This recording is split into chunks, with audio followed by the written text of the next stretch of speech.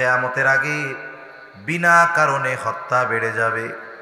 রাসূলুল্লাহ সাল্লাল্লাহু আলাইহি ওয়াসাল্লাম জানায় দেন, এমন অবস্থা হবে একজন মানুষকে হত্যা করা হবে কিন্তু লোকটা জানবে না কেন আমাকে হত্যা করা হলো, আবার যে হত্যা করবে সেও জানবে না আমি কেন এই ব্যক্তিকে হত্যা করলাম। মানে একজনকে মেরে ফেলাবে আর ওই লোক জানবে না যে আমারে কেন মারলো, আবার যে মারছে সেও জানবে না যে আমি কোন কারণে এই লোকটারে মারলাম। তার মানে অন্যায়ভাবে বিচার বহির্ভূত হত্যা বেড়ে যাবে। আজকে গোটা দুনিয়ার দিকে খেয়াল করেন, বিশেষ করে নিরস্ত্র মাজলুম মুসলমানদের উপরে যেই নির্বিচারে গণহত্যা গাজায় চলেছে, অর্ধ লক্ষের উপরে মুসলমান, শিশু, নারী, বৃদ্ধ, নিরস্ত্র মানুষদের হত্যা করা হয়েছে যুদ্ধের নামে, নাউজুবিল্লাহ। অথচ যুদ্ধ হবে তো সেনাবাহিনী আর সেনাবাহিনীর মধ্যে, এক দেশের সেনা অপর দেশের সেনাদের সাথে যুদ্ধ হবে।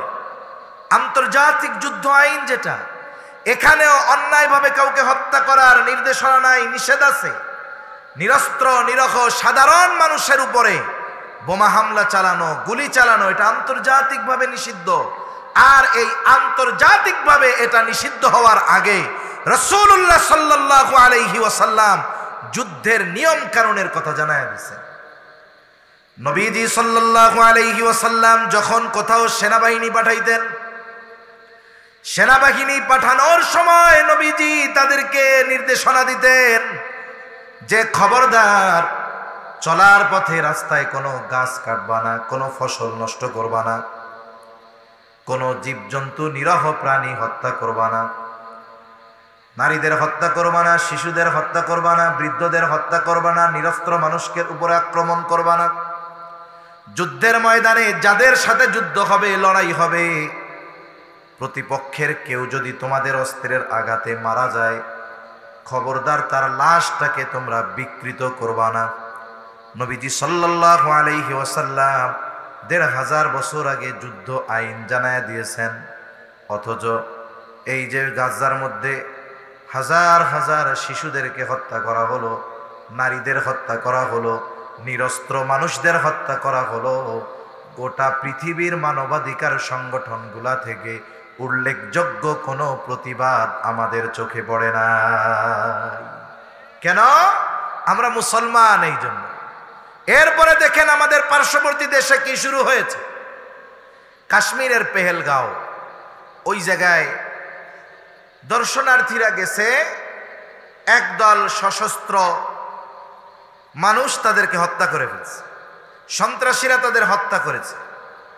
আচ্ছা, হত্যা কে করলো, কারা করলো, কেন করলো, বিস্তারিত সব তদন্ত হওয়ার আগেই দোষ চাপায়া দেওয়া হলো মুসলমানদের উপরে। বলা হলো যে ধর্মীয় পরিচয় জিজ্ঞাসা করে করে হত্যা করছে, মুসলিম হইলে মারে নাই, হিন্দু হইলে মারছে। অথচ এক প্রতিবেদনে দেখলাম মারা গেছে ২৬ জন, এর মধ্যে ১৫ জন হলো মুসলমান, এর মধ্যে ১৫ জন মুসলমান। তাইলে ধর্মীয় পরিচয় জিজ্ঞাসা করে করে হত্যা করছে, এটা হলো তাদের বানোয়াট মিথ্যা একটা কথা, মুসলমানদের উপরে এই হত্যাযজ্ঞ চাপিয়ে দেওয়ার অপচেষ্টা। এরপরেও যদি কেউ অন্যায়ভাবে হত্যা করে, এর সমর্থন পৃথিবীর কেউ দিবে না, ইসলামও দেয় না, কোন মুসলমান এটা সমর্থন করে না। আপনারা বের করেন অপরাধ করেছে কে, কারণ অপরাধ যে করেছে দায় তার। অপরাধীর অপরাধের কারণে গোটা মুসলিম জাতির উপরে এই দায় চাপানো, এটা নিঃসন্দেহে বড় জুলুম, ঠিক কিনা বলেন? মূলত তারা তো মুসলমানদেরকে নিঃশেষ করতে চায়, এজন্য সুযোগ পাইলেই মুসলমানদের উপরে দোষ চাপায়। ২৬ জনের প্রতিশোধ, ২৬,০০০ মারব। এরপরে প্রকাশ্যভাবে হত্যা করে ২ ভাইকে একজন মেরে ফেলছে, প্রকাশ্য লাইভ দিছে, কয় ২ জন মারছি, টার্গেট হইল ২৬,০০০। একটু চিন্তা করেন, একটা রাষ্ট্রের আইন কত ভঙ্গুর হলে হত্যা করার পরে লাইভে দেয়, দিনের বেলায় প্রকাশ্য হত্যা করে, আবার অস্ত্র হাতে নিয়ে অন্যান্য মুসলমানদেরকে খুঁজে বেড়াচ্ছে হত্যা করার জন্য। অথচ আইন শৃঙ্খলা বাহিনী এইটার কোনো ব্যবস্থা গ্রহণ করতেছে না। এই তো অবস্থা কিয়ামতের আগে হবে, যে ওই লোকটা এমনিতেই বাড়ির সামনে বসেছিল, ওরে হত্যা করলো, আর যে হত্যা করেছে বাস্তবেই কিন্তু হত্যার মূল কারণ ওর নিজেরও জানা নাই। আর এটা আমাদের উপরে বেশি চলতেছে, মুসলমানদের উপরে। এক সময় হয়তো মুসলমানদের দেয়ালে পিঠ ঠেকবে, তখন হুশ হবে যে না, আর মার খাওয়া যাবে না, এখন প্রতিবাদ করতে হবে। ঠিক কিনা বলেন? তা নবীজি সাল্লাল্লাহু আলাইহি ওয়াসাল্লাম বলেন, কিয়ামতের আগে হারজ বেড়ে যাবে, হত্যা বেড়ে যাবে, অন্যায়ভাবে হত্যা। এরপরে নবীজি বলেন, আল্লাহ রাব্বুল আলামিন বলেন, ইন্নাল্লাহা ইনদাহু ইলমুস সাআহ, নিশ্চয় কিয়ামত কখন হবে এই ইলম আল্লাহ তাআলার কাছে। তার মানে কিয়ামত কখন হবে, এই কিয়ামতের সুনির্দিষ্ট সময়ে যিনি জানেন তিনি কে? ওয়ায়ুনাজ্জিলুল গায়স, মেঘ হলেই বৃষ্টি হয় না, আকাশে ডাকাডাকি করলে কালো হয়ে গেলেই বৃষ্টি হয় না। অনেক সময় দেখা যায় আকাশে মেঘ নাই কিন্তু বৃষ্টি আছে, হয় কি হয় না? রোদও আছে, বৃষ্টিও আছে। আবার অনেক সময় মেঘ এত পরিমাণ কালো অন্ধকার হয়ে গেছে, মেঘ অনেক জোরে জোরে আওয়াজ করতেছে, মানুষেরা ভীত সন্ত্রস্ত হয়ে গেছে, এই বুঝি আকাশ থেকে পানির বন্যায় ভেসে যাব সবাই ঘরে ফিরে গেছে, বাহিরের শুকনা জিনিসগুলা ঘরে উঠায় ফেলছে, কিন্তু দেখা গেল বৃষ্টির কোনো খবর নাই। এই জন্য মেঘ হলেই বৃষ্টি হয় না, বরং বৃষ্টি কোথায় হবে এটা যিনি নির্ধারণ করেছেন তিনি কে? ওয়ায়ালামু মা ফিল আরহাম, গর্ভে সন্তান ছেলে না মেয়ে এটা মূলত যিনি জানেন তিনি কে? এখন বলতে পারেন হুজুর, আল্ট্রাসোনোগ্রাফির মাধ্যমে তো আমরা জানতে পারি। জানা যায় কখন? বলে মা এবং পিতার শুক্র এই মিশ্রিত পানি যখন একটা গড়নে, একটা গঠনে আল্লাহ তাআলা রূপান্তর করেন তখন জানা যায়। কিন্তু যখন কোনো মহিলা গর্ভবতী হয়, নির্দিষ্ট সময়ের আগে কেউ বলতে পারে না পেটের মধ্যে ছেলে হবে নাকি মেয়ে হবে, কেউ বলতে পারে না। ওমা তাদরি নাফসুম মাযা তাকসিবু গাদা, আগামীকাল কে কি উপার্জন করবে কেউ বলতে পারে না। ওমা তাদরি নাফসুম বিআইয়ি আরদিন তামুত, কোথায় কোন জমিনে কার মৃত্যু হবে কেউ বলতে পারে না। আল্লাহ তাআলার কাছে এই সবগুলোর জ্ঞান আছে, সবগুলোর ইলম আছে। তাহলে এইখানে 5টি অদৃশ্য জগতের খবরের বিষয়ে নবী বললেন। 1 নাম্বার, আল্লাহ তাআলাও বলেন ইন্নাল্লাহা ইনদাহু ইলমুস সাআহ, কিয়ামত হবে এই ব্যাপারে কোনো সন্দেহ নাই, তবে কখন কিয়ামত হবে এই সুনির্দিষ্ট জ্ঞান দুনিয়ার কোনো মানুষের কাছে নাই। হাদিসের কিতাবের মধ্যে একটা হাদিস আছে, জিবরাইল আলাইহিস সালাতু ওয়াস সালাম রাসূল সাল্লাল্লাহু আলাইহি ওয়াসাল্লামের কাছে মানব বেশে আসছে। নবীজি সাল্লাল্লাহু আলাইহি ওয়াসাল্লামের কাছে আসার পরে অনেকগুলা প্রশ্ন নবীজিকে জিবরাইল আলাইহিস সালাম করেছে। এই হাদিসকে হাদিসের পরিভাষায় হাদিসে জিবরিল বলা হয়। জিবরাইল আলাইহিস সালাম মানব সুরতে নবীজির কাছে আইসা প্রশ্ন করেছে। প্রশ্নগুলোর মধ্যে একটি প্রশ্ন ছিল ফাআখবিরনি আনিস সাআহ। জিবরাইল আলাইহিস সালাম নবীজিকে প্রশ্ন করতেছে যে আপনি আমাকে কিয়ামতের ব্যাপারে খবর দেন, কখন কিয়ামত সংঘটিত হবে। নবীজি সাল্লাল্লাহু আলাইহি ওয়াসাল্লাম জবাব দিলেন মাল মাসউলু আনহা বিআলামা মিনাস সাইল।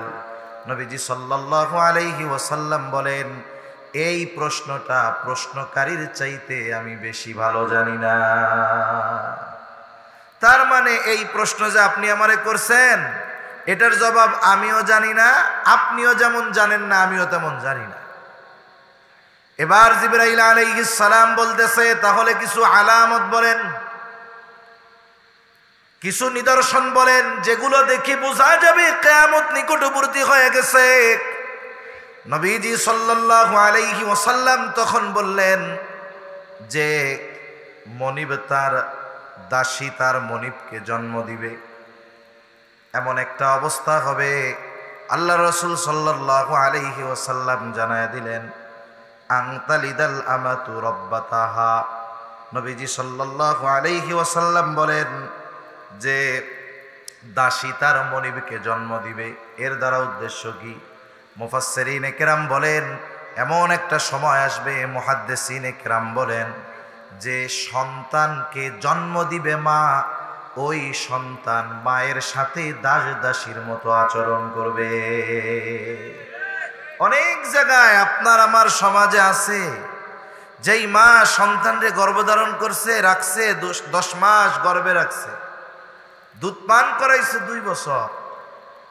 এই মা একটা সময় এই সন্তানের ঘরে খাবারের জন্য তাকে চাকরানির মতো দাসীর মতো কাজ করা লাগে, নইলে সন্তান খাইতে দেয় না। আছে না নাই? এরপরে নবীজি সাল্লাল্লাহু আলাইহি ওয়াসাল্লাম বলেন ওয়ান তারাল হুফাতাল উরাতাল আলাতা রিআ আশ-শাই ইয়াতাতাওয়ালুনা ফিল বুনয়ান। নবীজি সাল্লাল্লাহু আলাইহি ওয়াসাল্লাম বলেন আপনি দেখতে পাবেন খালি পা বিশিষ্ট ছাগলের রাখালগুলো উঁচু উঁচু প্রাসাদ নির্মাণের প্রতিযোগিতা করবে। তার মানে একটা সময় কিছু ছিল না, অশিক্ষিত মানুষ, টাকা পয়সা উপার্জনেরও তেমন বৈধ সোর্স নাই। হঠাৎ করে দেখা যাবে বড় বড় বিল্ডিং নির্মাণের প্রতিযোগিতা তারা করছে। বলে এই সময়গুলো যখন পরিলক্ষিত হবে তখন বুঝতে হবে কিয়ামত আর বেশি দূরে না। এছাড়াও হাদিসের মধ্যে রাসূলুল্লাহ সাল্লাল্লাহু আলাইহি ওয়াসাল্লাম কিয়ামতের আগে কিছু বিষয়ের আলামতের কথা নবীজি সাল্লাল্লাহু আলাইহি ওয়াসাল্লাম অনেক হাদিসের মধ্যে অনেকগুলা কারণ বলছে। আমি ওই কারণ সম্পর্কিত একটি হাদিসও আপনাদের খেদমতে পাঠ করছি। এগুলো শুধু আমাদের শুনলে হবে না, এই হাদিসের আলোকে বর্তমান সময়ের পরিস্থিতি আশেপাশে নজর দিতে হবে যে এই বিষয়গুলো আমাদের মধ্যে এখন ঘটতেছে কিনা। যদি ওই বিষয়গুলো আমাদের মধ্যে ঘটে তাহলে বুঝতে হবে যে আসলে কিয়ামতের আর বেশি বাকি নাই। রাসূলুল্লাহ সাল্লাল্লাহু আলাইহি ওয়াসাল্লাম বলেন, বুখারীর হাদিস, আবু হুরায়রা রাদিয়াল্লাহু তাআলা আনহু থেকে বর্ণিত, নবীজি সাল্লাল্লাহু আলাইহি ওয়াসাল্লাম বলেন লা তাকুমুস সাআহ হাত্তা ইউকবাদাল ইলম। নবীজি সাল্লাল্লাহু আলাইহি ওয়াসাল্লাম বলেন ওই সময় পর্যন্ত কিয়ামত সংগঠিত হবে না যতক্ষণ না ইলম উঠায় নিয়ে যাওয়া হবে।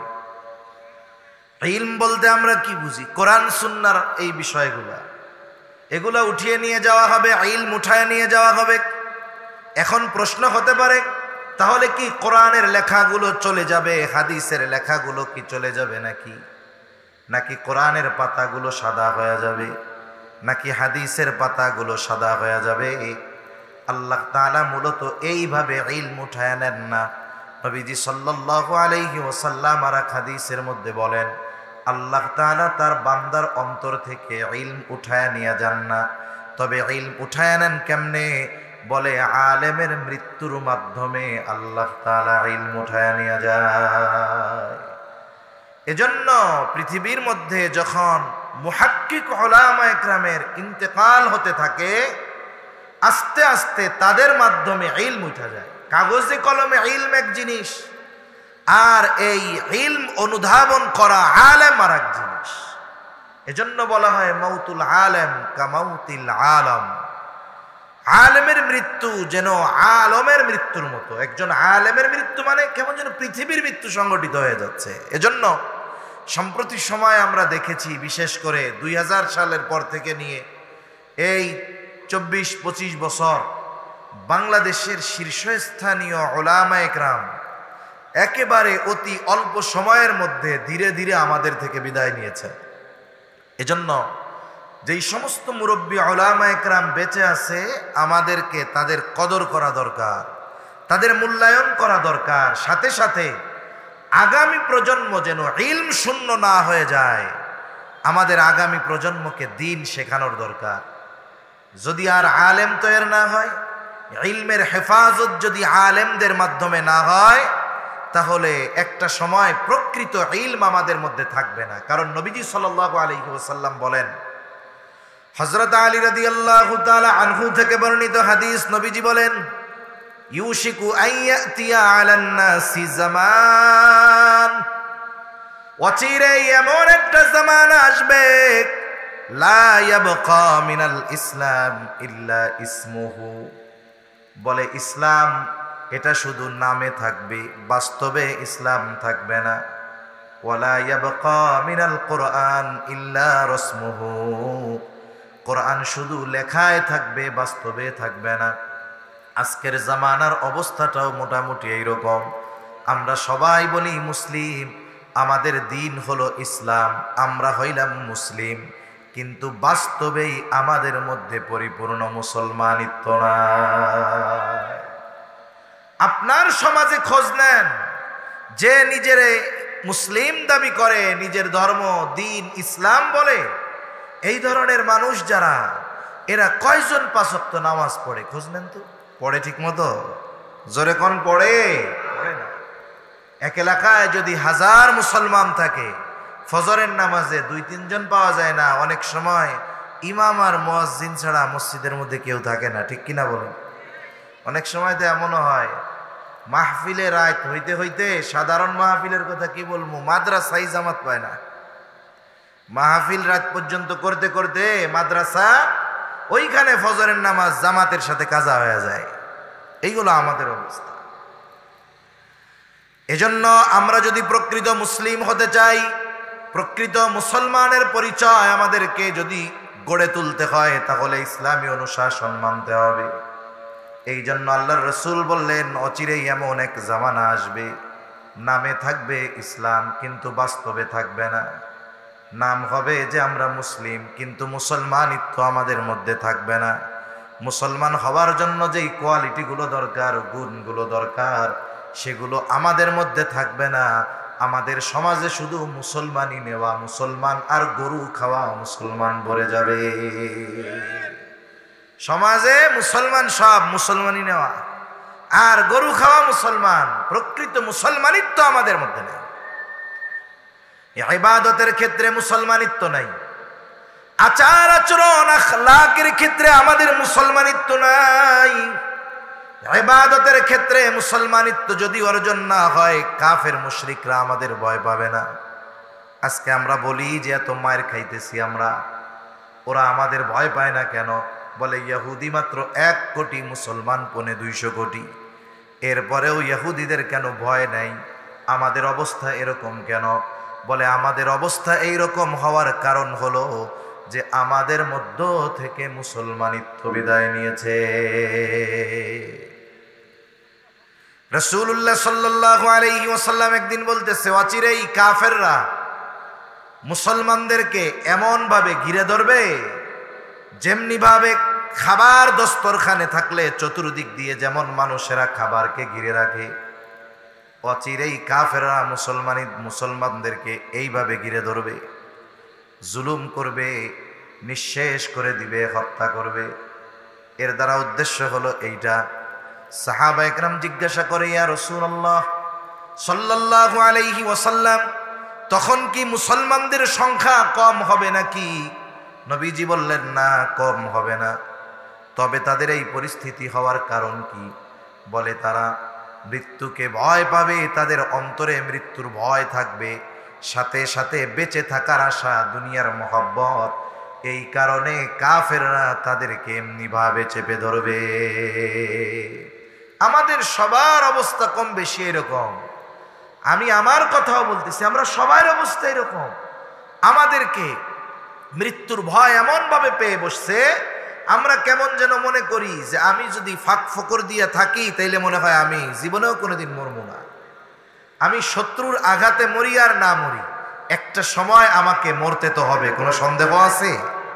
কিন্তু আজকে গোটা পৃথিবীর মুসলমান, আমাদের মধ্যে মৃত্যুর ভয় এমন ভাবে জেকে বসছে যে মৃত্যুর ভয়ে আমরা আমাদের মুসলিম ভাইরা জুলুমের শিকার হলেও তাদের পক্ষে কথা বলার মতো হিম্মত আমরা করি না।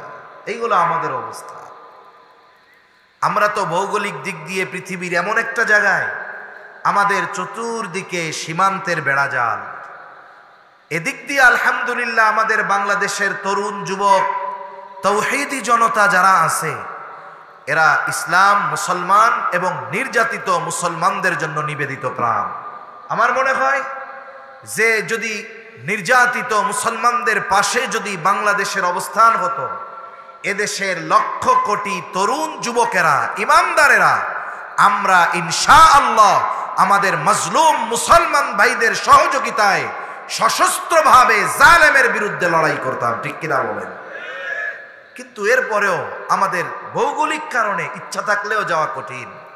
কিন্তু আফসোস লাগে, ওই যে গাজ্জার নির্যাতিত মুসলমানদের পাশে সব ইসলামিক কান্ট্রি, কোটি কোটি মুসলমানদের বসবাস, এর মধ্যে একটা দেশ ইহুদিদের দেশ, অথচ মুসলমানেরা কথা বলার হিম্মত নাই। সাহায্য তো বহুদূর, এই কথা বলার সাহস পায় না। কেন নির্বিচারে অন্যায়ভাবে মুসলমানদের হত্যা করতেছ, এই কথাটাও বুক উঁচু করে উঁচু গলায় মুসলমান শাসকরা বলার সাহস পায় না। ঠিক কিনা বলেন? এটা আমাদের জন্য বড় আফসোস। আর আমরা দাবি করি আমরা মুসলমান, অথচ নবীজি সাল্লাল্লাহু আলাইহি ওয়াসাল্লাম বলেন মুসলমানের সাথে মুসলমানের সম্পর্ক কেমন হওয়ার দরকার ছিল। আচরণগত দিক দিয়ে আমাদের মধ্যে মুসলমানিত্ব নাই। আল্লাহ রসুল সাল্লাল্লাহু আলাইহি ওয়াসাল্লাম বলেন আল মুসলিমু আখুল মুসলিম, মুসলমান মুসলমানের ভাই। নবীজি সাল্লাল্লাহু আলাইহি ওয়াসাল্লাম বলেন মুসলমান মুসলমানের ভাই। আল্লাহ তাআলা কোরআনুল কারীমের মধ্যে বলেন ইন্নামাল মুমিনুনা ইখওয়া, এক মুমিন অপর মুমিনের ভাই। এই ভাইয়ের সম্পর্কটা কেমন হবে? নবীজি উপমা দেন হাদিসের মধ্যে, আল মুসলিমু কাজাসাদিন ওয়াহিদ, মুসলমান হলো একটি দেহের ন্যায়। ইনিস্তাকা রাসুহু ইস্তাকা কুল্লুহু, ইনিস্তাকা আইনুহু ইস্তাকা কুল্লুহু। নবীজি বলেন মুসলমান একটি দেহের ন্যায়, তার যদি মাথায় কোনো আঘাত পায়, বলে এই ব্যথাটা শুধু মাথায় থাকে না, গোটা দেহের মধ্যে এই ব্যথাটা ছড়ায়া যায়। পায়ের মধ্যে আঘাত লাগে, কাটার খোসা লাগে, পানি আসে কই দিয়া? চোখ দিয়া, জবান দিয়ে বের হয় আহ, সারা দেহের মধ্যে ব্যথায় জ্বর চলে আসে। তার মানে শরীরের যেই অঙ্গে আঘাত লাগুক না কেন, এই আঘাতের প্রভাব গোটা দেহের মধ্যে ছড়ায়া যায়। মুসলমানের সম্পর্কটা এইরকম হওয়া দরকার ছিল। তার মানে পৃথিবীর যেই প্রান্তেই হোক না কেন, একজন মুসলমান যদি নির্যাতিত হয়, একজন মুসলমান যদি কষ্ট পায়, ওই মুসলমানের কষ্ট গোটা পৃথিবীর সব মুসলমানের কষ্টের কারণ হওয়া দরকার ছিল। আমি যদি কষ্ট পাই, ওই কষ্ট নিবারণের, দূর করার প্রচেষ্টা করি। কিন্তু আমার এক মুমিন ভাই কষ্ট পাচ্ছে, তার কষ্ট আমার হৃদয়ে কষ্ট আনতে পারতেছে না, আমার চোখে পানি আনতে পারতেছে না। আর আমি যদি নিজের দাবি করি আমি আসলে মুসলমান, বলেন তো এই দাবি সত্য না মিথ্যা? জোরে বলেন। আচরণগত মুসলমান এটাও হইতে পারি নাই, আমলগত হইতে পারি নাই। এক মুসলমানের সাথে অপর মুসলমানের সম্পর্ক কেমন দরকার ছিল? প্রকৃত মুসলিম হওয়ার জন্য মুসলমানের সাথে ভালো আচরণ দরকার। নবীজি বলেন আল মুসলিমু মান সালিমাল মুসলিমুনা মিন লিসানিহি ওয়া ইয়াদিহি। নবীজি সাল্লাল্লাহু আলাইহি ওয়াসাল্লাম বলেন প্রকৃত মুসলমান হলো সে যার জবান এবং হাতের অনিষ্ট থেকে অপর মুসলমান নিরাপদ থাকে। কিন্তু আমরা আর এক মুসলমান, আমি যদি প্রভাবশালী হই, ক্ষমতাধর হই, তাহলে যে দুর্বল তার উপরে আমরা চেপে বসার চেষ্টা করি। আমার প্রতিবেশী যদি আমার চাইতে দুর্বল হয়, আমার যদি ক্ষমতা বেশি হয়, আমি চেষ্টা করি যে তার জমি দখল দিয়ে খাওয়ার জন্য। করে কি করে না বলেন? এজন্য আমরা আচরণগত মুসলমান হতে পারি নাই, ইবাদতের দিক দিয়ে মুসলমানিত্বের খবরই নাই। ফরজ নামাজ ঠিকমতো নাই, বান্দার হক ঠিক মতো নাই, আল্লাহর হক ঠিক মতো নাই, কিন্তু নাম হলো মুসলমান, ধর্ম কি বলে ইসলাম। এই কথাই নবীজি সাল্লাল্লাহু আলাইহি ওয়াসাল্লাম বলেন যে এমন এক জামানা আসবে আইয়াবকা, ইসলাম থাকবে, নামে থাকবে, ইউশিকু আইয়াতি আলান নাসি জামান লা ইয়াবকা মিনাল ইসলামি ইল্লা ইসমুহু, শুধু নামে থাকবে ইসলাম, বাস্তবে ইসলাম আমাদের মধ্যে থাকবে না। ওয়ালা ইয়াবকা মিনাল কুরআন ইল্লা রাসমুহু, নবীজি সাল্লাল্লাহু আলাইহি ওয়াসাল্লাম বলেন কোরআন থাকবে, তবে লেখায় থাকবে, বাস্তবে কোরআনের উপরে আমল থাকবে না। এখনো কোরআন আছে, লেখায় আছে, কিন্তু আমলে নাই।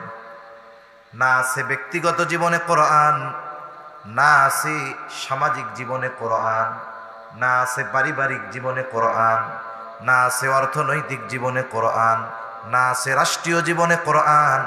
বলে কোথাও কোরআন নাই। কোরআন কই আছে? কয় বাড়িতে আছে, ওই একটা তাকের উপরে, মসজিদে আছে তাকের মধ্যে। হারে কোরআনের উপরে আমল তো বহুদূর। অনেক সময় অনেক মসজিদের মধ্যে গেলে দেখা যায় কোরআনের উপরে ধুলা জমা হয়ে এক পাত্তা হয়ে গেছে। আছে না নাই কোন? অনেক মসজিদের মধ্যে আছে। কোরআনের আমল তো বহুদূর। মানুষ একটু যত্ন তো করে মোটামুটি, এইটাও করবে না, এটাও নাই। এজন্য আপনাদের মসজিদগুলোতে যদি কোরআন থাকে, কমপক্ষে একটু যত্ন কইরা সুন্দর মতো পরিষ্কার করে কোরআনকে গিলাফ পরানোর ব্যবস্থাটা করে দিয়েন। না মানুষ পড়ুক আর না পড়ুক, আমল তো বহুদূর। এই লিখিত কোরআনের যত্ন আমাদের মধ্যে আজকে নাই, ঠিক কিনা বলেন? শাইখুল হিন্দ মাহমুদুল হাসান দেওবন্দি রহমাতুল্লাহি আলাইহি, ইংরেজরা মাল্টা দ্বীপে জেলখানার মধ্যে দীর্ঘদিন আটকে রাখছে। ওনাকে একটা সময় জিজ্ঞাসা করা হলো, হযরত, মুসলমানদের উপরে এই জুলুম অত্যাচারের কারণটা কি? তিনি বললেন, যত কারণ হোক, এর মূল কারণ হলো কোরআন থেকে দূরে সরে যাওয়া। একটা সময় হয়তো আমরা আমল করতে পারি নাই, কিন্তু প্রত্যেক ঘরে ঘরে সকালবেলায় কোরআনের তিলাওয়াত হইত, ঠিক না? মসজিদের মধ্যে মক্তবগুলো প্রাণবন্ত ছিল। অনেক এলাকায় তো এখন মক্তব নাই। অনেক বাড়িতে, অধিকাংশ বাড়িতে এখন সকালবেলায় কোরআনের তিলাওয়াতের আওয়াজও নাই। একটু চিন্তা করে দেখেন, যেখানে কোরআন আল্লাহ নাজিল করেছিলেন ইমামদারদের সংবিধান হিসাবে, ব্যক্তিগত জীবন থেকে নিয়ে রাষ্ট্র জীবন পর্যন্ত এই কোরআন অনুযায়ী নিজেদেরকে পরিচালনা করার জন্য, ওই পরিচালনা তো বহুদূর। আমরা কোরআনটা ঠিক মতো তিলাওয়াত করি না। এই হলো আমাদের অবস্থা। এখন বলেন, আমরা যদি তিলাওয়াত না করি, একটা সময় কি হবে? আলেমরা মারা যাবে, মুরব্বীরা মারা যাবে, কোরআন তিলাওয়াতের লোক থাকবে না। আলেমরা দুনিয়া থেকে চলে যাবে, কোরআন বোঝানোর লোক থাকবে না, বোঝার লোক থাকবে না। এভাবে আস্তে আস্তে আলেমদের মৃত্যুর মাধ্যমে এই দুনিয়া থেকে আল্লাহ ইলমকে উঠায় নিয়ে যাবে। কোন কথা থেকে গেছি? যে নবীজি সাল্লাল্লাহু আলাইহি ওয়াসাল্লাম বলেন, লা তাকুমুস সাআ হাত্তা ইয়াকবাদুল ইলম, ততক্ষণ পর্যন্ত কিয়ামত হবে না যতক্ষণ না আল্লাহ তাআলা ইলম উঠায় নিয়ে যাবে। ইলম উঠবে কেমনে? এক রাত্রেই হঠাৎ করে কোরআন আল্লাহ উঠায় নিয়ে যাবে না, কোরআনের লেখাগুলো মুছে যাবে না, বরং দুনিয়া থেকে আলেমদেরকে উঠায় নেওয়ার মাধ্যমে আল্লাহ তাআলা ইলম উঠায় নিয়ে যাবে। যখন আলেমরা দুনিয়া থেকে চলে যাবে, অবস্থা কি হবে? নবীজি এক হাদিসের মধ্যে বলেন, ইন্নাল্লাহা লা ইয়াকবিদুল ইলমা ইনতিজাআন ইয়ানতাজিউহু মিনাল ইবাদ। রাসূল সাল্লাল্লাহু আলাইহি ওয়াসাল্লাম বলেন, আল্লাহ তাআলা তার বান্দাদের অন্তর থেকে ইলম উঠায় নিয়ে যান না, ওয়ালাকিন ইয়াকবিদুল ইলমা বিকবদিল উলামা, তবে আল্লাহ তাআলা আলেমদেরকে উঠায় নেওয়ার মাধ্যমে ইলম উঠায় নিয়ে যায়। যখন এই আলেমরা চলে যায়, তখন কি হবে? আল্লাহ রাসূল সাল্লাল্লাহু আলাইহি ওয়াসাল্লাম বলেন, হাত্তা ইযা লাম ইউবকি আলিমান যখন আর কোনো মুহাক্কিক আলেম দুনিয়ায় থাকবে না, কোরআন হাদিস প্রকৃতভাবে বুঝতে পারে এমন কোনো আলেম দুনিয়ায় থাকবে না, নবীজি সাল্লাল্লাহু আলাইহি ওয়াসাল্লাম বলেন ইত্তাখাযান নাসু রুউসান জাহলান। রাসূল সাল্লাল্লাহু আলাইহি ওয়াসাল্লাম বলেন তখন মানুষেরা মূর্খদেরকে নেতা বানায় নিবে। এখন ওই নেতাদের কাছে গিয়া জিজ্ঞাসা করবে, তাদের কাছ থেকে মাসলা জানতে চাইবে, আর ওই জাহেলরা না জানলেও বইলা দিবে এটা এরকম হবে এরকম হবে। দেখবেন চায়ের দোকানে যান, নামাজ কালাম একটাও পড়ে না, আপনি চার দোকানে গিয়ে যদি খালি গন যে এই মাসালার সমস্যাটা কি করা যায়, দেখবেন বিড়ি টানবে, সাই চুমুক দিয়া বলবে এটার মাসালা হইলো এরকম, আর একজন কবে এটার মাসালা হইলো ওইরকম, আর একজন বলবে ওইটার মাসালা হইলো ওই রকম। মুফতি সাহেবের অভাব হবে না, ঠিক কিনা কোন? এখন এই জাহেলদেরকে তারা ইমাম বানাবে, যেহেতু প্রকৃত আলেম নাই। এখন তাদের কাছে জিজ্ঞাসা করবে আর তারাও ফতোয়া দিয়া দিবে। এখন কি হবে? আল্লাহ রসুল সাল্লাল্লাহু আলাইহি ওয়াসাল্লাম বলেন ফাদল্লু ওয়া আদল্লু। ওই ফতোয়া দেওয়ার লোকগুলো যারা জাহেল ওরাও পথভ্রষ্ট হবে, আর যেই মানুষগুলো তাদের কাছে ফতোয়া জানতে যাবে তারাও পথভ্রষ্ট হয়ে যাবে, নিজেরাও পথভ্রষ্ট হবে, তাদের কাছে যারা যাবে তাদেরকেও পথভ্রষ্ট বানাবে। এজন্য সমাজে আলেম দরকার, আর আলেমের জন্য মাদ্রাসা দরকার। এজন্য মাদ্রাসাগুলোকে বলা হয় দিন হেফাজতের দুর্গ। মাদ্রাসাগুলো যদি ধ্বংস করে দিতে পারে, এই যে দেখেন না আমাদের পার্শ্ববর্তী দেশে হিন্দুত্ববাদ কায়েম করার জন্য, ইসলাম আর মুসলমানদেরকে শেষ করে দেওয়ার জন্য ওয়াকফ আইন করে অবৈধভাবে মাদ্রাসা, মসজিদ, কবরস্থান, মুসলমানদের স্থাপনাগুলো ধ্বংস করে দেওয়ার অপচেষ্টা তারা করতেছে। কারণ তারা জানে যে ইসলামকে যদি নিশ্চিহ্ন করতে হয় মাদ্রাসা ধ্বংস করতে হবে। মাদ্রাসা যদি না থাকে আলেম ওলামা হবে না, থাকবে না। আলেম যদি না থাকে দিন বলার, হক কথা বলার মানুষেরা থাকবে না। এজন্য এর আগেও ইংরেজরা যখন 200 বছর এদেশে শাসন করেছে, প্রায় 1 লাখের কাছাকাছি 90,000-এর উপরে মাদ্রাসা তারা ধ্বংস করে দিয়েছে, যেন ইসলামকে নিশ্চিহ্ন করে দেওয়া যায়। এজন্য আমরা আগামী প্রজন্মকে দিন শেখাবো, এটা আমাদের জন্য জরুরি। যদি আমরা আমাদের অস্তিত্বকে বিনাশ না করতে চাই, যদি টিকে থাকতে চাই, ইসলাম যদি প্রতিষ্ঠা করতে চাই, ইলমের হেফাজত করতে হবে আলেমদের মাধ্যমে, ঠিক কিনা বলেন? এজন্য আলেম দরকার, মাদ্রাসা দরকার, এদিকে আমরা খেয়াল রাখবো ইনশাআল্লাহ। নবীজি সাল্লাল্লাহু আলাইহি ওয়াসাল্লাম তাই বলেন কিয়ামতের আগে লা তাকুমুস সাআতু হাত্তা ইউকবাদাল ইলম, যে পর্যন্ত না ইলম উঠিয়ে নেওয়া হবে সেই পর্যন্ত কিয়ামত হবে না। এরপরে নবীজি বলেন ওয়া তাকসুরাজ জালাজিল, নবীজি সাল্লাল্লাহু আলাইহি ওয়াসাল্লাম বলেন কিয়ামতের আগে ভূমিকম্প বেড়ে যাবে। প্রতিনিয়তই আশেপাশে আমরা দেখছি বড় বড় ভূমিকম্প হয়। মায়ানমার, থাইল্যান্ডে ভূমিকম্প হলো, কয়েক বছর আগে তুরস্কে ভূমিকম্প হলো। এই যে ভূমিকম্পে হাজার হাজার লাখো লাখো মানুষের প্রাণ চলে যাইতেছে। আবার ভূতত্ত্ববিদ যারা, তারা আমাদেরকে সতর্ক করে আমাদের চতুর্দিক দিয়ে এমন ভূমিকম্প হওয়ার সম্ভাবনা আছে। মাঝে মধ্যে বিশেষজ্ঞরা বলে যে ঢাকা শহরে ভূমিকম্প হবে, যদি হয় 7-8 মাত্রার ভূমিকম্প যদি হয়, ঢাকা শহরটা মৃত্যুপুরীতে পরিণত হয়ে যাবে। এখন বিষয় হলো ভূমিকম্প বাড়ারও কিছু কারণ আছে।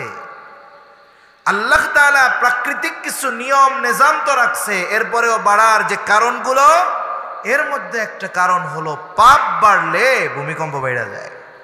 সমাজে ভালো কাজের চাইতে পাপের কাজ বেশি। বরং আমরা তো দেখি এই 92% মুসলমানের দেশে রাষ্ট্রীয় পৃষ্ঠপোষকতায় অবৈধ কাজকে, পাপাচারকে বৈধতা দেওয়ার জন্য একদল ইসলাম বিদ্বেষী লেগে গেছে, ঠিক কিনা বলে? যেখানে পাপ করলে আল্লাহ বেজার হয়, জমিন আল্লাহর কাছে বলে আল্লাহ আপনি নির্দেশ দেন এগুলার আমি গ্রাস করে ফেলি। জমিনের উপরে যখন কেউ পাপ করে, জমিন আল্লাহর কাছে বলতে থাকে, আর ওই পাপ বৈধতা দিয়ে জমিনে প্রতিষ্ঠা যারা করতে চায়, এরা কত বড় পাপী এটা তো নির্ণয় করাও কঠিন, ঠিক কিনা বলেন? এজন্য মুসলমানদেরকে সচেষ্ট থাকতে হবে, সতর্ক থাকতে হবে।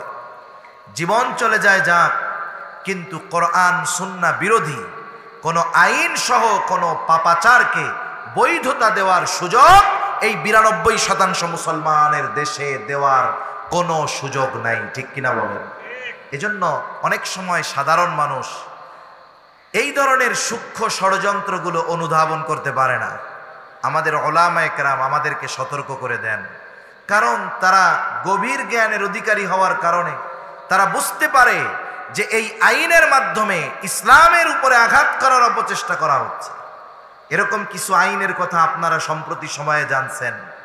নারী সংস্কার কমিশন এই সংস্কারের নামে ইসলামকে ধ্বংস করার অপচেষ্টায় নেমেছে।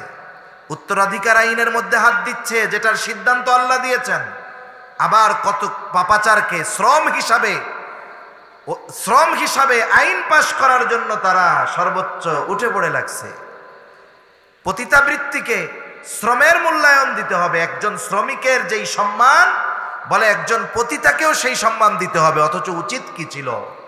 মানুষ পাপের পথে অনেক সময় ইচ্ছা করে যায় না, অভাবের কারণে অনেক সময় মানুষ পাপাচারে লিপ্ত হয়, ঠিক কিনা বলেন?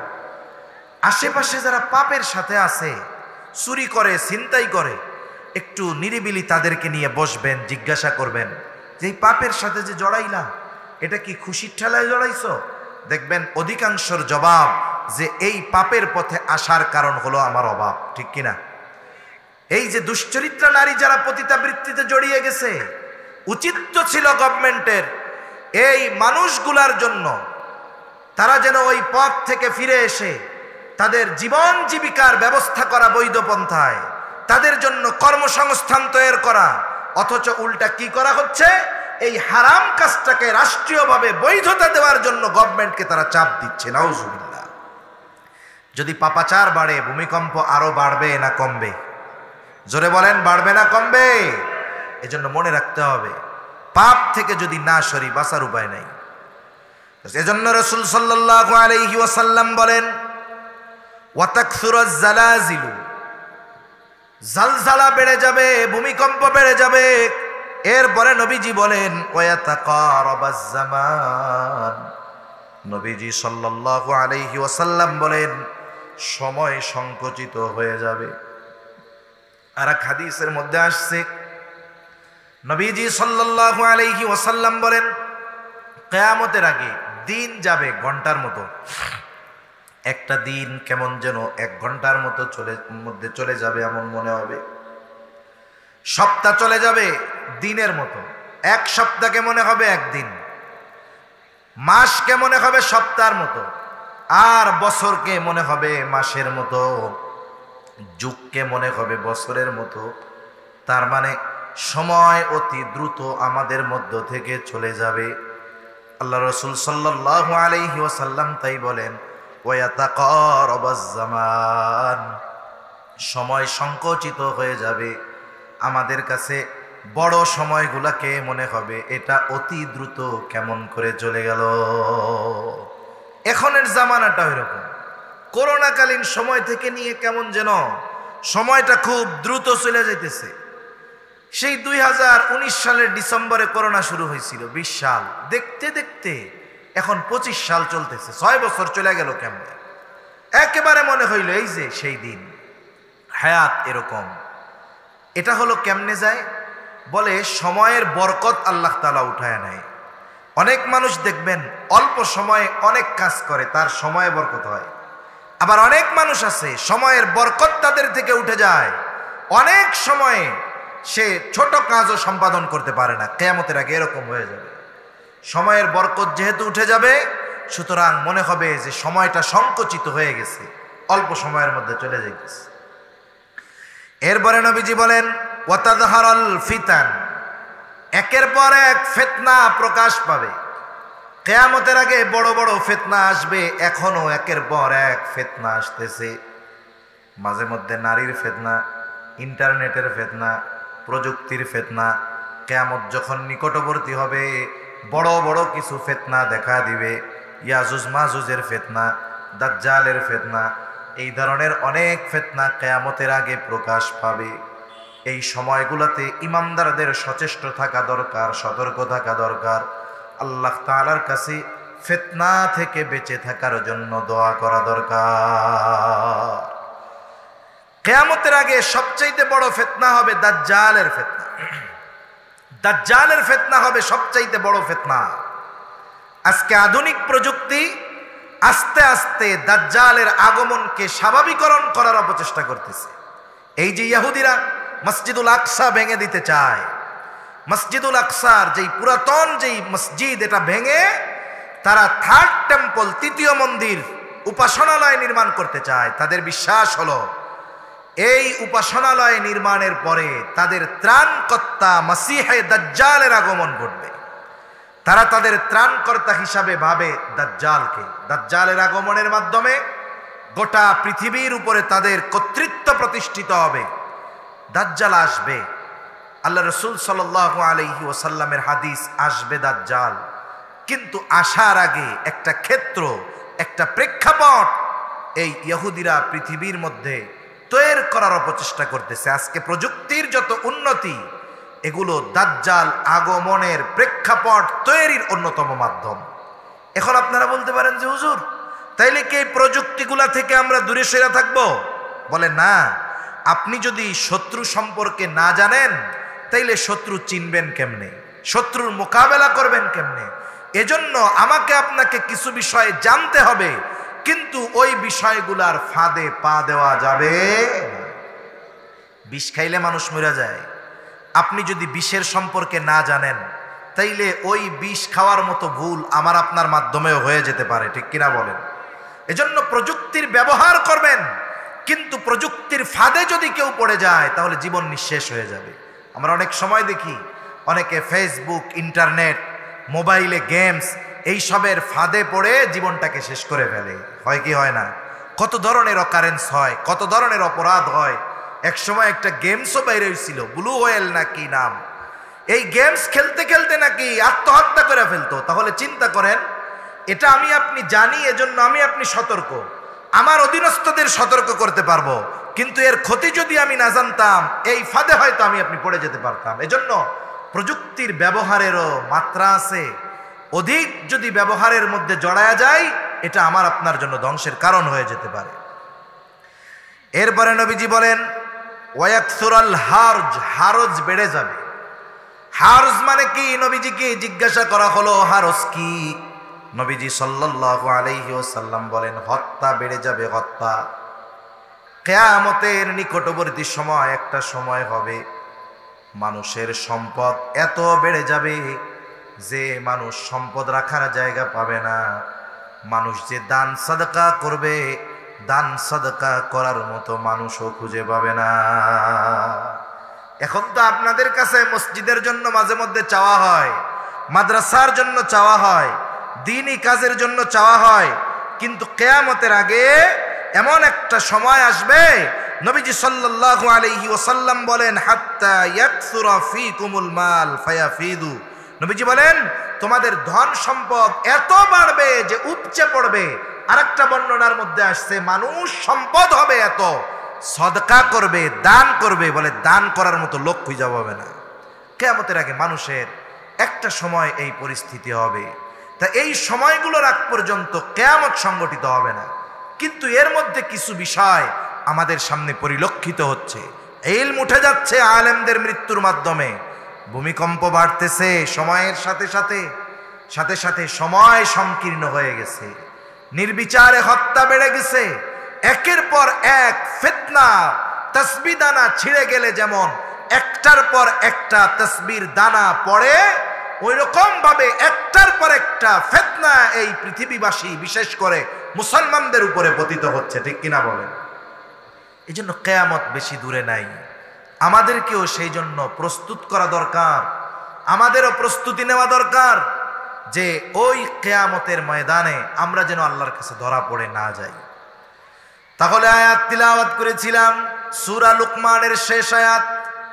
আল্লাহ রাব্বুল আলামিন বলেন, ইন্নাল্লাহা ইনদাহু ইলমুস সাআহ ওয়া ইউনাজ্জিলুল গায়থ আল্লাহ রাব্বুল আলামিনের কাছেই আছে কিয়ামতের ইলম। কিয়ামতের সুনির্দিষ্ট সময় কেউ জানে না। জানে কে? জোরে বলেন, আরো জোরে বলেন, কে জানে? কিন্তু কিয়ামতের আগে কি আলামতগুলো, এই কয়েকটা আলামত আমরা জানতে পারলাম, যাতে করে কিয়ামতের জন্য আমাদের প্রস্তুতি নেওয়া সহজ হয়, আমাদেরকে প্রস্তুত করা আমাদের জন্য যেন সহজ হয়। এজন্য কয়েকটা আলামতের কথা বললাম। এরপরে আল্লাহ তাআলা বলেন ওয়ায়ুনাজ্জিলুল গায়স, আর তিনি কোথায় বৃষ্টি বর্ষণ করবেন এটা আল্লাহ তাআলা জানেন, অন্য কেউ জানে না। এজন্য মেঘ হলেই বৃষ্টি হয় না। অনেক সময় আমাদের মাথার উপরে মেঘ দেখা যায়, কিন্তু আল্লাহ তাআলা বৃষ্টি দেয় আর এক জায়গায়। আর বৃষ্টি হওয়া এটা আল্লাহ তাআলার পক্ষ থেকে খুশির আলামত। হাদিসের মধ্যে আসছে আল্লাহ তাআলা খুশি হইলে কি করেন? আল্লাহ তাআলা খুশি হইলে, যদি কোনো বান্দার উপরে খুশি হয়, বলে তার বাড়িতে আল্লাহ মেহমান পাঠায়া দেয়। তার মানে বাড়িতে মেহমান আসা এটা আল্লাহ তাআলার সন্তুষ্টির লক্ষণ। আবার আল্লাহ তাআলা যখন বান্দার উপরে খুশি হয়, আল্লাহ তাআলা তখন বৃষ্টি দান করে। এজন্য আমরাও আল্লাহর কাছে দোয়া করব, যেহেতু কৃষি নির্ভর এলাকা আপনাদের, যথাসময়ে যদি বৃষ্টি হয় তাহলে ফসল উৎপাদন ভালো হয়। আল্লাহ তাআলার কাছে এজন্য দোয়া করা যে আল্লাহ আপনি আমাদেরকে যথাসময়ে যথেষ্ট পরিমাণ বৃষ্টি দান করেন। আবার বৃষ্টি হইতে হইতে মাঝে মধ্যে এমন বৃষ্টি হয়, বৃষ্টির ঠেলায় বন্যা হয়ে যায়। অনেক জায়গা হয় কি হয় না? অতিবৃষ্টি যেমন ক্ষতিকর, অনাবৃষ্টিও তো ওরকম ক্ষতিকর। এজন্য আল্লাহ তাআলার কাছে দোয়া করা। আর মেঘ হইলেই এই চিন্তা না করা যে এখনই ঢাইলা পড়বো। মেঘ হইলে বৃষ্টি হবে কিনা বা ওই মেঘ কোথায় বৃষ্টি দিবে, এটাও আল্লাহ তাআলার পক্ষ থেকে ফয়সালা। এরপরে আল্লাহ তাআলা বলেন ওয়ায়ালামু মা ফিল আরহাম, গর্ভের ভিতরে ছেলে না মেয়ে, মায়ের পেটে ছেলে না মেয়ে, এটা দুনিয়ার কেউ জানে না। জানে কে? জোরে বলেন, আরো জোরে বলেন, জানে কে? আধুনিক প্রযুক্তি এটা বলতে পারে আকৃতি পাওয়ার পরে, কিন্তু যখন মায়ের গর্ভে ওই সন্তান মিশ্রিত কীট পানি হিসাবে থাকে, রক্তপিণ্ড হিসাবে থাকে, মাংসপিণ্ড হিসাবে থাকে, ওই সময়ও আল্ট্রাসোনোগ্রামের মাধ্যমে জানা যায় না মায়ের গর্ভে ছেলে হবে নাকি মেয়ে হবে। এজন্য গর্ভের মধ্যে ছেলে না মেয়ে এটা জানেন আল্লাহ। আবার অনেকে আছে যখন দেখে যে গর্ভের মধ্যে মেয়ে হইছে, হায় হায় কত জালেম আছে, গর্ভে থাকা অবস্থায় ওই গর্ভের শিশুরে হত্যা করে ফেলে। আছে না নাই কোন? এই ভ্রূণ হত্যাকারী সমাজে অভাব নাই। মনে রাখতে হবে, মেয়ে হইলে বেজার হন কেন? মেয়ে হোক ছেলে হোক, এগুলা দেয় কে? জোরে বলেন, দেয় কে? আল্লাহ তাআলা বলেন ইয়াহাবু লিমান ইয়াশাউ ইনাসান ওয়া ইয়াহাবু লিমান ইয়াশাউ যুকুর আও ইউযাউযুহুম যুকরানান ওয়া ইনাসা ওয়া ইয়াজআলু মান ইয়াশাউ আকীমা। আল্লাহ তাআলা বলেন তিনি যাকে ইচ্ছা ছেলে দেন, যাকে ইচ্ছা মেয়ে দেন, আবার যাকে ইচ্ছা ছেলে মেয়ে উভয়টাই দেন।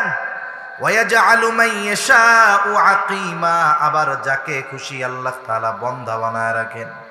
তার মানে তারে ছেলেও দেন না মেয়েও দেন না। এই জন্য সমাজে অনেক মানুষ আছে যখন জানতে পারে গর্ভের সন্তানটা কন্যা সন্তান, মেডিসিন দিয়া, অপারেশন করায়া, সুচ দিয়া বিভিন্নভাবে ওই বাচ্চাটাকে হত্যা করে ফেলে। একটা মানুষকে হত্যা করলে যেই গুনাহ, মায়ের গর্ভে ভ্রূণ হত্যা করলে সমপরিমাণ গুনাহ। কিয়ামতের দিন এই ভ্রূণ আল্লাহর কাছে দাঁড়িয়ে হত্যাকারীর বিরুদ্ধে অভিযোগ দায়ের করবে। এজন্য স্বাভাবিকভাবে সমাজে এগুলো অনেক আছে। এই কাজগুলো যেন আমাদের মাধ্যমে কখনো না হয়, আল্লাহ বুঝবার তৌফিক দান করেন। এরপরে আল্লাহ তাআলা বলেন ওয়ামা তাদরি নাফসুম মাযা তাকসিবু গাদা। আল্লাহ তাআলা বলেন কেউ জানে না আগামীকাল সে কি করবে। আজকে যে অবস্থায় আছে হয়তো আগামীকাল তার সে অবস্থা নাও থাকতে পারে। আজকে হয়তো ক্ষমতার চেয়ারে আছে, কালকে হয়তো ক্ষমতার চেয়ার না থাকতে পারে, ঠিক কিনা বলেন? কবি বলে, নদীর এপার ভাঙে ওপার গড়ে, এই তো নদীর খেলা, সকাল বেলার ধনী রে তুই ফকির সন্ধ্যাবেলা। এই জন্য আজকে সম্মানিত ব্যক্তি আগামীকাল লাঞ্ছিত হয়ে যেতে পারে, আবার আজকের লাঞ্ছিত ব্যক্তি আগামীকাল সম্মানিত হয়ে যেতে পারে, ঠিক কিনা বলেন?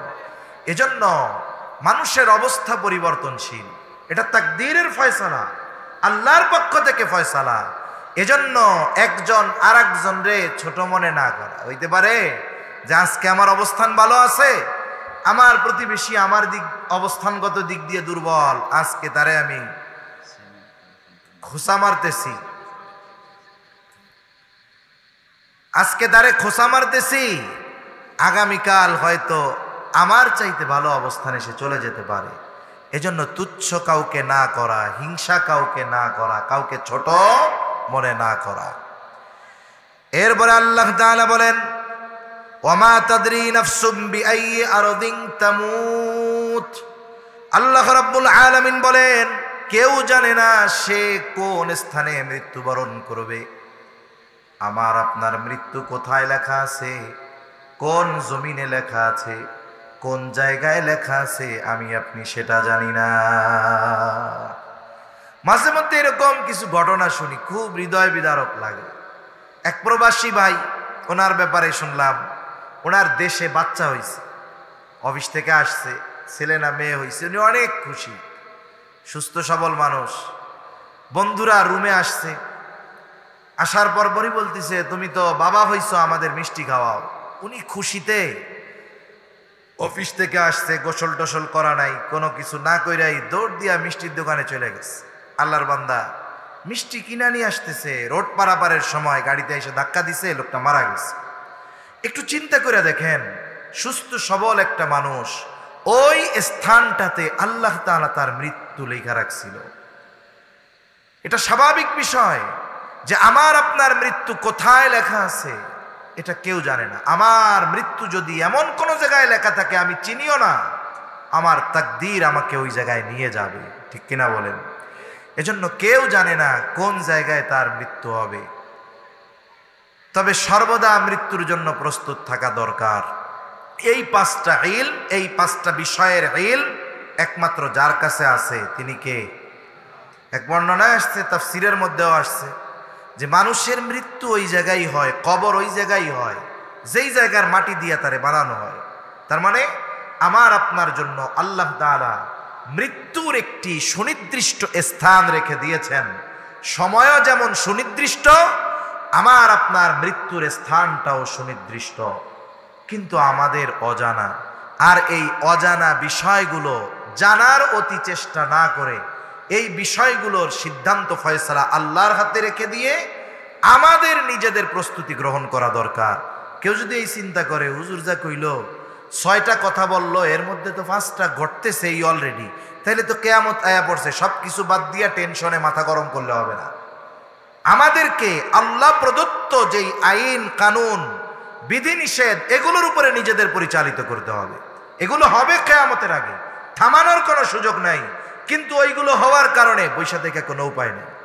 একজন বয়ান করতেছে এরকম খুব আকারে আখেরি জামানার ফিতনাগুলো নিয়ে, যে ওই পর্যন্ত কিয়ামত হবে না যতক্ষণ না মুশরিকদের সাথে আমাদের যুদ্ধ হবে। এখন ও যুদ্ধের টেনশনে নামাজ কালাম বাদ দিয়ে বয়ে রয়েছে। একজন ছাত্র টেনশনে শেষ, কয় কিরে এত টেনশন কি? কয় টেনশনের ঠেলায় লেখাপড়া করতে পারতেছি না। তোর কিসের টেনশন? কয় পরীক্ষার টেনশনে লেখাপড়ার টাইম পাই না। তার মানে তোর পরীক্ষার টেনশন যদি থাকে, তুই তো লেখাপড়া করবি ভালো পাস করার জন্য, ঠিক কিনা বলেন? কিয়ামতের আগে এগুলো ঘটবে, এই অবস্থা আমাদের জানা দরকার। জেনে কি করা দরকার? হতাশায় ঘরে বসে থাকার কোনো সুযোগ নাই। আবার হতাশ হওয়ার কারণ নাই যে আমাদেরকে তো শেয়াশি করে দিবে, তাইলে আর কি হবে? এগুলো হবে, কিন্তু এই হতাশায় না পড়ে আল্লাহ তাআলার বিধিনিষেধ অনুযায়ী চলতে হবে। ঈমানকে পাকাপোক্ত করতে হবে। শুধু মসজিদগুলো পাকা হলে হবে না, পাক্কা নামাজিও আমাদের হতে হবে, ঠিক কিনা বলেন? কারণ বেনামাজি যারা, এদেরকে কাফেররা ভয় পায় না। ওই 313 জন রে যেই ভয় পাইছে কাফেররা, এখন 250 কোটি মুসলমান কাফেররা আমাদের ভয় পায় না কেন? বলে আমরাই তো নিজেরা ইসলামের উপরে নাই। নাম মুসলমান, ধর্ম কি ইসলাম, কিন্তু মুসলমানিত্ব আমাদের মধ্যে নাই। ঠিক কিনা বলেন?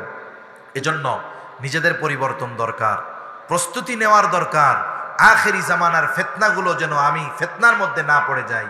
ফিতনা আসবে, কিন্তু আমি কিভাবে বাঁচতে পারি এই বিষয়গুলো আমাদের জানা দরকার।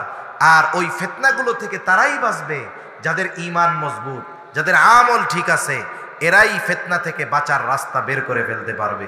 আল্লাহ সুবহানাহু ওয়া তাআলা কথাগুলো বোঝার তৌফিক দান করেন, আমিন। এখন দোয়া হবে, মসজিদের উন্নয়ন কল্পে মাহফিল